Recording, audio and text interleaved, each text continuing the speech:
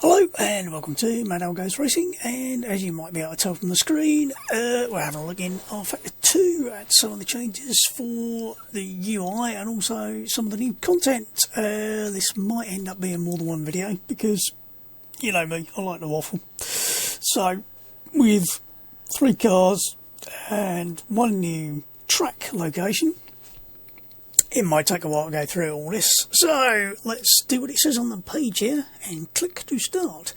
Now, if you've just started the game up, it would have gone through its checking to see if there's anything that needs updating and workshop content, and then it comes to this screen, so I didn't bother to show you that bit because there was nothing more to update because it had already done it once. First thing to say about the new UI is my eyeballs say thank you for not making it white. To put it bluntly, the previous incarnation was eyeball-searingly bright. This is somewhat more subtle, shall we say, so let's have a look to see what we've got. We'll start down the bottom. This takes you to the sort of Steam news section, if I remember rightly, so you can see what's come up. These are a couple of, again, these are a bit bright in the background, but then that's the, presumably just taking pages from their website with the latest news. So I'm assuming you could just go through these anyway.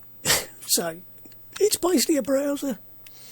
And then the announcement on their competition system, which they obviously consider to be an important announcement. I've really got competitions. I haven't actually signed up for the competition system, so at the moment it comes up with this.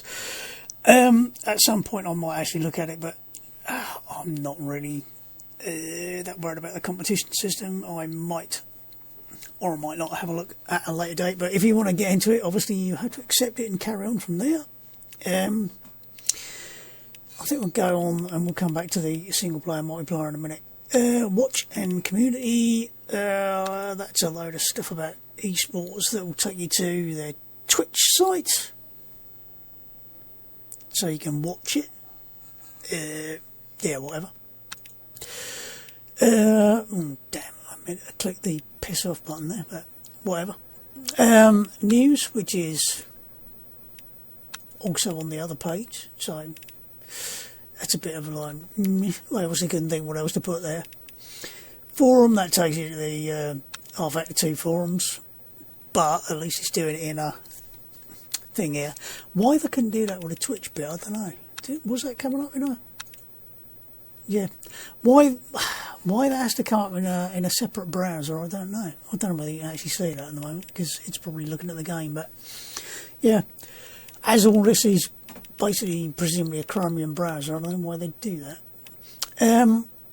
Discord literally says, would you like to get to our Discord? In your default browser, and again I could have sworn I pressed cancel. Replays, that will list all your current replays, and I was going to say I must have some because I've been practicing various stuff to just check it out.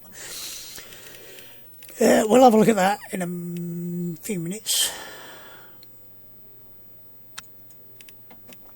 Then content and settings. This can take you to the store in Steam where you can buy more content, which is what the 4 things I'm going to look at in the way of content are. Manage content allows you to check out what packages you got installed, whether or not they're up to date, etc, etc, what versions. So same package manager as in the previous one. Steam Workshop literally takes you to Steam. Again, I don't know whether this will actually show up in the video or not, but it opens the Steam overlay in the workshop. Profile gives you the stunning choice of changing your name and nickname. This didn't ask for your inside leg measurement. Settings, now this is where you got your main bits and pieces to play with. Things like damage multipliers, AI, default AI strengths, aggression. I'm not sure what the AI limiter is, but whatever, and all your help bits, anti-lock brakes, etc. Auto clutch, auto blip lift, etc. How you've set your replays, so mine are set to medium fidelity, which I think is perfectly high enough for most things you want to do. And you can set your instant replay length. I don't tend to worry too much about instant replay, so it's either I'm looking at the whole thing or I'm just not bothering. Network, various plugins, shared memory is probably the most important bit, because you'll probably want that so you can run Sim Hub, so you can actually have some UI elements, because it would be nice to have some. Controls, usual stuff. Yeah, still no sort of master gain for your FFB. I really would like to see them add that, because, to be honest, doing it on a per car basis when you can't set the master one is damned annoying. I could set it on the wheel, but then why should I have to? You can set it in a game, it's just a multiplier.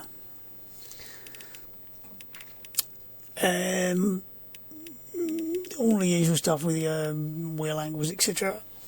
You can actually see things to test what they're doing. Oh god, what did I last drive that's got 463 degrees?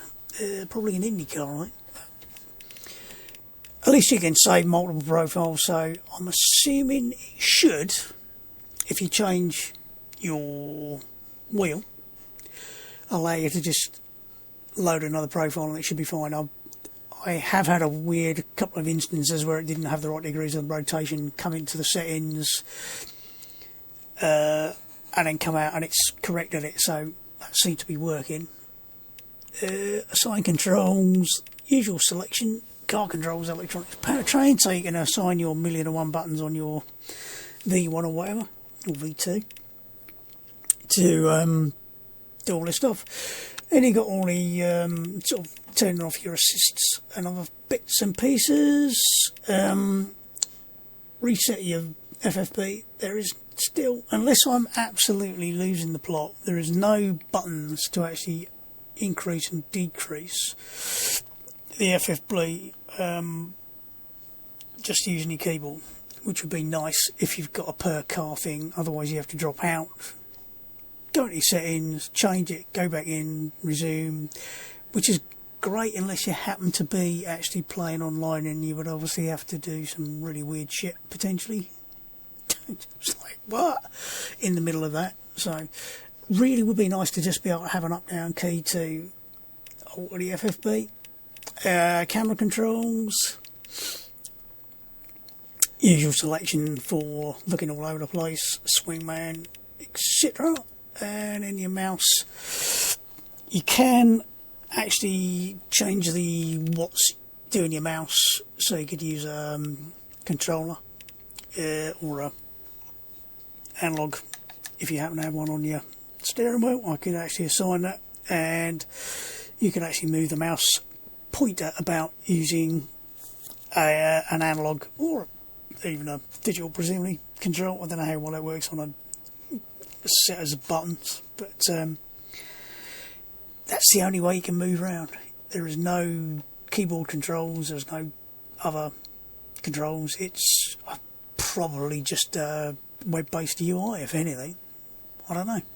It's all a bit like, well, it's a much more modern looking UI than previously, but it's still, you have to have a mouse to use it, and it would be really nice if you could press a few buttons on your wheel or controller to do that.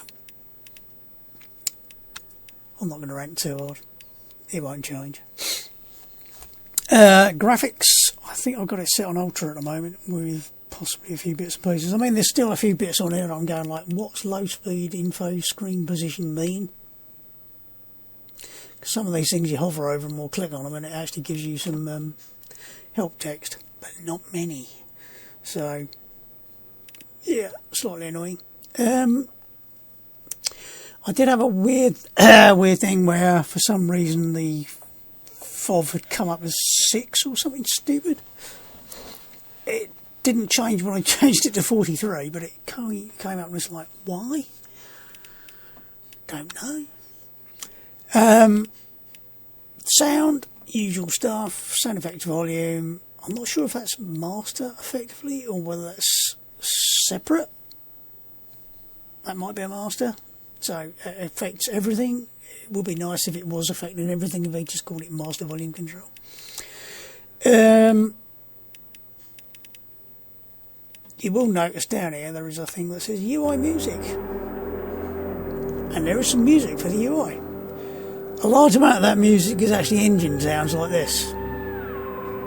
Which is great, apart from the fact there's a very short loop, so basically, yeah.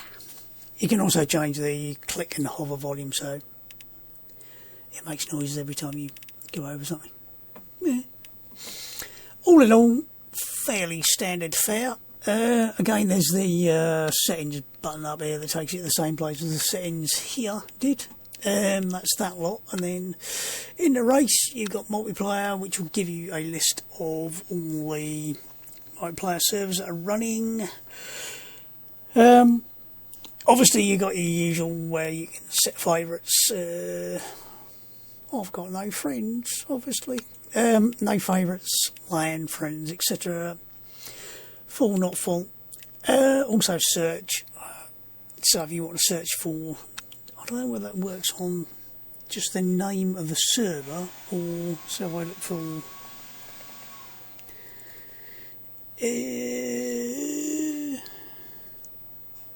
I think that's, yeah.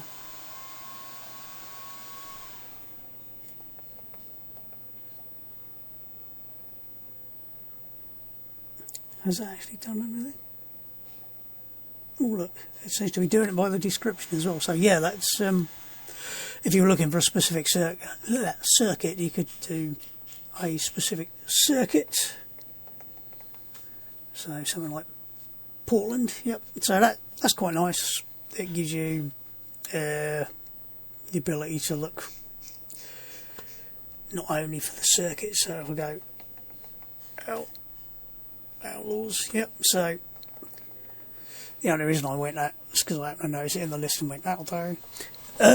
So yeah, that's quite a good search facility because it allows you to search not only by the description but by the server name. So nicely done. Single player. This is where you can set your details quite quickly. You can see whether or not practice and qualifying and everything else is on your quick event bit. And then if you want to select specific series, you go in here and decide what you want. There are a few sort of specific things you can set. I mean, I don't know how many of these, like 1975, 90, there are. I don't tend to. I just tend to go through the whole lot and sit there and scroll a lot to get to what I'm looking for. Track selection, fairly simple. List on the left, picture on the right. I don't think there's any, because in the previous one they had multiple different layouts. I think there's only the one layout now, which reason you don't need multiple layouts. It's, I mean, list on one side, picture on the other. What more do you need? Same with the car. List on one side, picture on the other, and the ability to customise, which you will need to do because in here, and this takes you to Showroom, which in some ways, yeah, wonderful, gives you a nice showroom so you can look at your nice shiny new M4 BMW GT3 car, which as you can see is nice and shiny, and whoop, you can in fact move it around and do things with it. If you remember how to drive a mouse. So yeah, cool.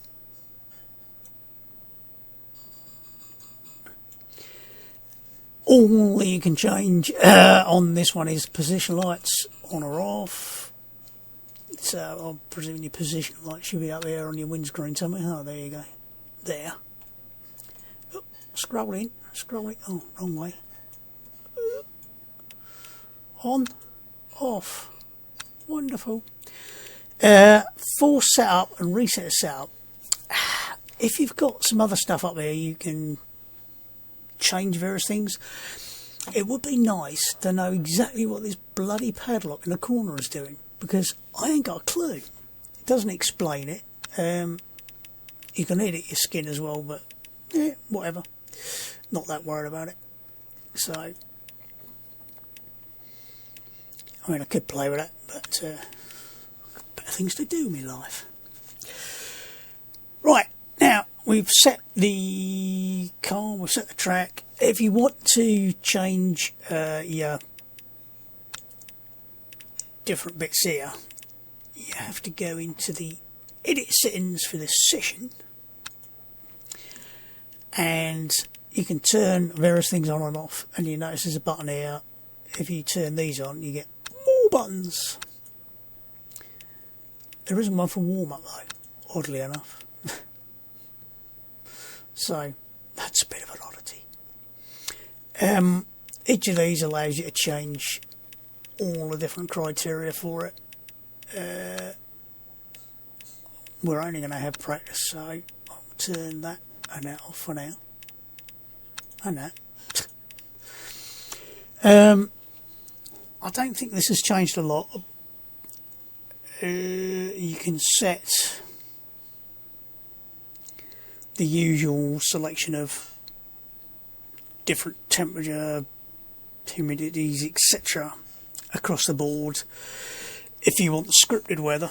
Otherwise, I think default actually sets it like whatever it's set at, whether it's sunny or scripted, cloudy. So basically it keeps whatever settings you've got across the board, I think. So it's not actually scripted, so I don't know whether, yeah, you still can set them individually. So there's still plenty of, sorry, I meant to put that back to sunny. I think as soon as you change this it goes to scripted, does it? Yeah.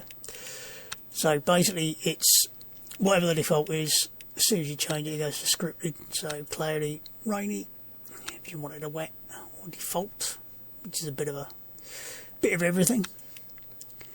The only way you get a preset for your road condition is by going to scripted. Otherwise it's just default. We'll go for a bit of sunny, sort of light cloudy. How many times can you go around before you find it? Nah, we'll go sunny. So obviously you could set your practice or race distance. Obviously you can set it for, it's like set to 2 hours on this. Do I want to add some AI? Can't remember where to add the AI. Is it saying we have got some? Right. 1, 2, 3, 6 will do, won't it? I've got no idea how fast they're going to be. Can we just go GT3? I think we can just go GT3. I'll move on and hit GT3. I don't know if it'll do. Bugger, I've had a couple more. I'll probably bollocks myself completely doing this, but whatever.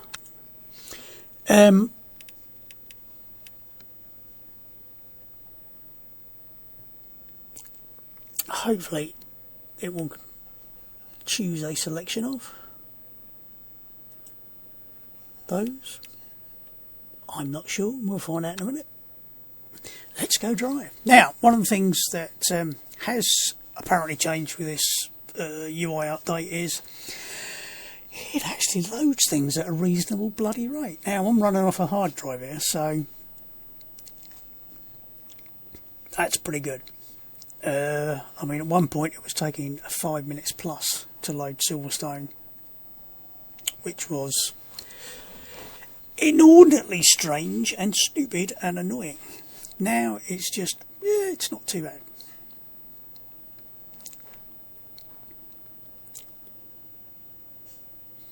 At this point I think I might be having a pregnant pause whilst it loads up a few cars.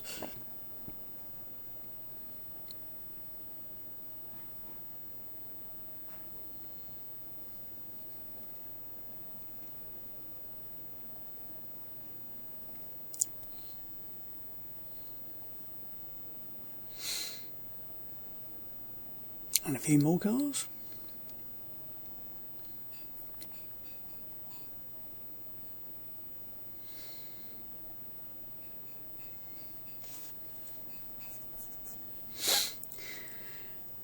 And there you go.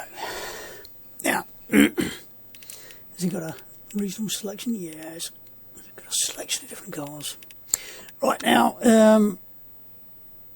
car setups, much as before, you can now do the usual stuff, save, share. I don't know what share actually does, whether that shares it with people who you're online with. But you go through, you've got your usual stuff, powertrain, where you can change fuel, engine if applicable, mixture, radiator openings, etc.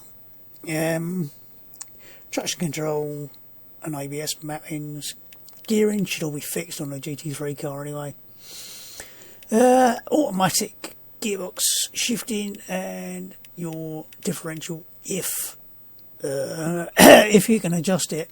Interesting non-adjustable preload on this. So tyre compounds, pressures, etc. Everything I'm just going to leave it as default for now. The only thing I might change is the max pedal force, but as this thing's got ABS anyway, shouldn't need to worry about that. The wheel loads and pressures and temperatures, if you come back in, you should get a live reading on what's going on here. I don't know how it decides the wheel load, whether that's static load or what. Suspension and aero, usual thing with spring rates, etc. You don't actually get to see what the real spring rates are, it's just a number. So adjust up and down to taste, so to speak, or use your favourite tuning software to decide whether or not you're making a right balls up of it or whether it's going to handle all right for you. Usual thing with tow. Interesting 0 degree tow front and rear. I'm reading that right, am I? What? Interesting. And a lot of very non-adjustable stuff on that one as well. So let's have a look. Now, I have been tinkering with my FFB a bit. Made some changes to the wheel settings to the Fanatec recommended. Talking of Fanatec, this is of course the Fanatec wheel, but you can't see it unless I just move out a bit. That's the nice new BMW shiny wheel. It'll cost you 1,400 quid or whatever it is if you want to buy one. Is that close enough? Yeah, whatever, about there. So, I have adjusted the camera because it was pointing in completely the wrong direction the other day when I tried it. I think the mirrors are alright. I haven't got any HUD other than the bit in the bottom right hand corner which you can't even see, so let's have a look.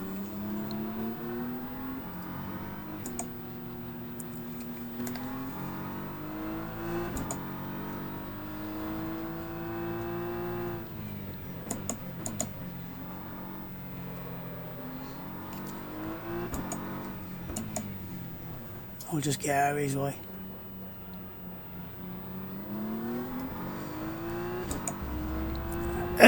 Now I've driven this a couple of times and I'd say it feels reasonable, although I have to say at the moment the steering's very light because I've changed from peak to linear, so it feels a little bit strange, so it might take me a couple of minutes to get my head around the how it feels, but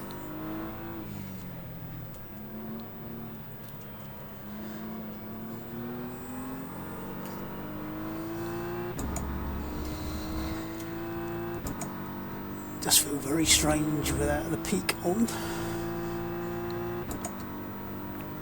These are the Fanatec recommended settings, so we'll go with them.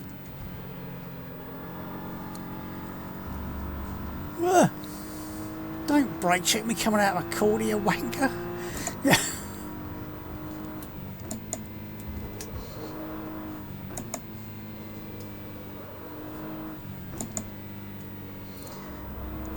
not getting a lot of load from the FFP because it's on linear, so I might have to actually turn it up a bit on the master setting. It's a little bit light.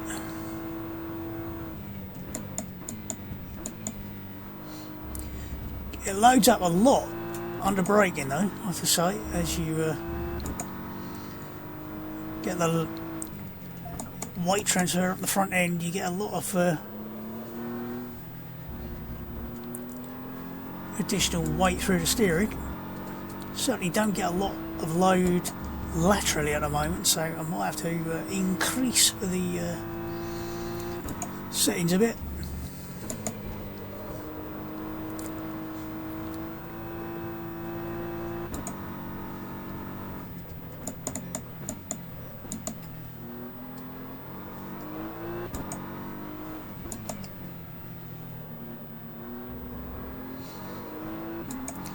So far I can tell you it's, even at default, it's nicely balanced. It feels very nice. Certainly one of the better cars they've produced of late. And then saying that, the Type 1 or whatever, was it Type 1? The M4 DTM that was never actually used, the one of the last ones they produced, that was also really nicely balanced. Probably got a lot more grunt than this thing as well.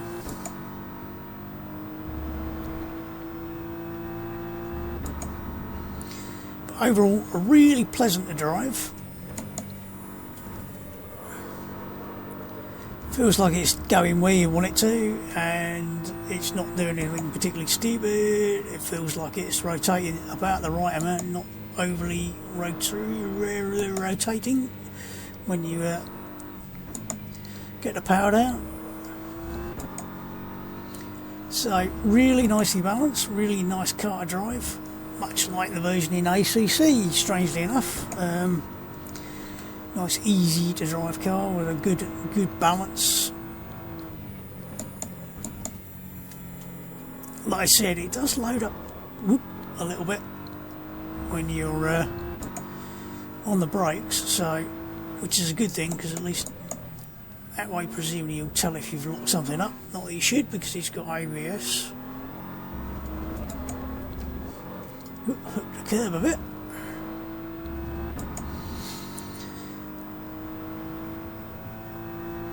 Yeah, not a great lap, but not too bad.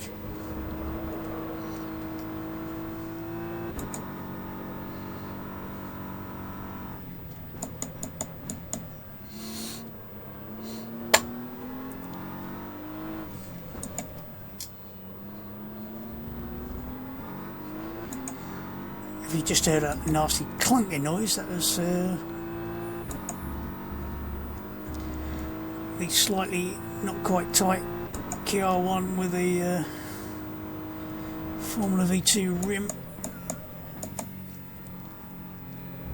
with its all metal QR, because rFactor 2 does seem to have a few little jolts here and there.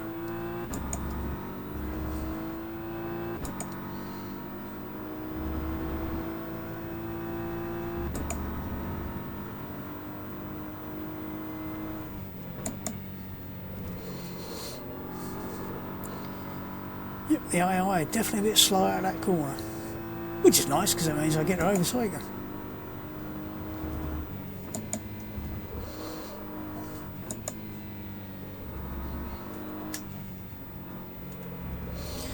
Not sure if third or second is better through there.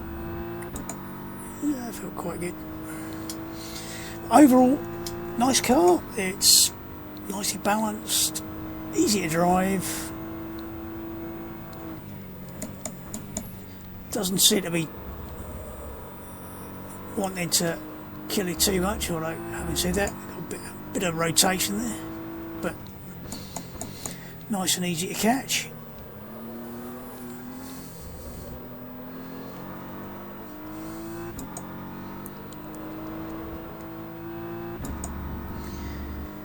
All in, very nice. Yeah, slightly better lap. So what I'll do is I will stop driving it, and it's about half an hour-ish, so I think that's more than enough time for that. I think what I'll do is I'll stop at this point, this particular video, and I'll do another one with the other cars and Daytona.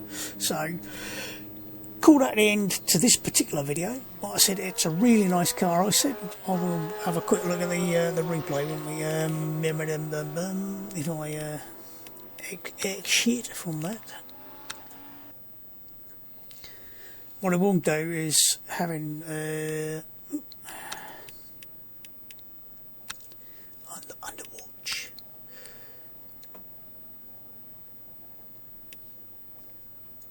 Silverstone load. What I will do, I think, is I'll probably put this as in the corner, so we'll just have a quick look at the controls more than anything, rather than worrying about what's actually on the replay itself. Again, reasonably, if I'd have done this previously, it would have taken 5 minutes to load the replay as well. Luckily, it's not doing that now.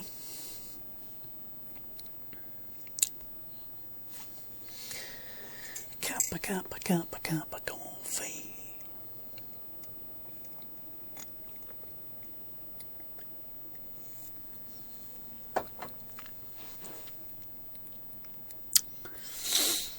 Some time later, like about now. I don't know what that did to the sound between the mic and the video there, because... Ooh. Right, I always laugh because it's got a resume button, which basically means I think you can just carry on racing, and bizarrely it's got a setup, so it's slightly more than a replay. Always a bit strange. I've never bothered to hit the resume button, but the setup takes you to all the bits on the setup screen again, which is like, that's a bit weird, isn't it? I think it's because it also uses it for the monitor. So there's no real difference between them. So let's have a look. You can obviously look at all the different drivers, and we'll go to me because, well, that's why we're here. And then, as I was waffling a lot, obviously. Now, usual controls, takes you back to the start, takes you all the way to the end. Fast rewind, fast forward. Normal speed, backwards forwards, slow mo, backwards forwards, and a pause button. So it's a bit confusing. The pause doesn't change back to a play. All the usual with the you can see the control inputs, gear, speed, and revs, and then G meter, which I can't really see because there's a thing in the corner that shows me a preview of what I'm going to get in that corner. So. All in all, I have to say, it does look quite good. There's also, if you go up there, you'll get a running thing with all the positions, and I don't know if you can actually go to the full settings. I think you can actually, yeah, which is pretty good. And I have to say, it looks pretty damn good. I mean, I've got it on everything wound up as far as it can go. It would be nice if the mouse cursor just disappeared, because otherwise you end up with the mouse cursor showing up. So yes, but all in, I think that looks pretty good. Certainly, yes, certainly in terms of the UI. I mean, obviously you can see at the moment it's got a picture in the background whilst it's over the top of the picture. It's a massive improvement, if for no other reason than it doesn't see your bloody eyeballs anymore.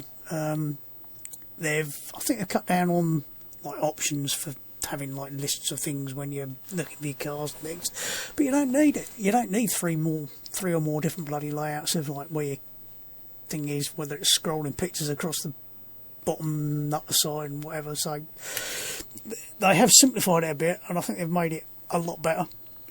It's certainly a lot easier to get to where you want to go without having to go through 5 million buttons, but there's still a few things it needs, like master gain control for your FFB, or at least the option to change it on the fly using buttons and things like that.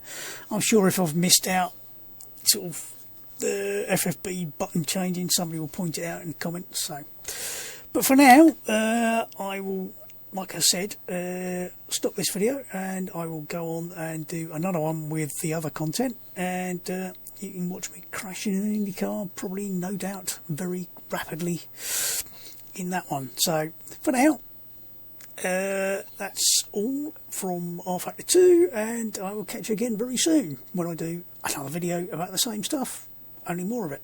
So have fun, see you later, goodbye. Where's my button?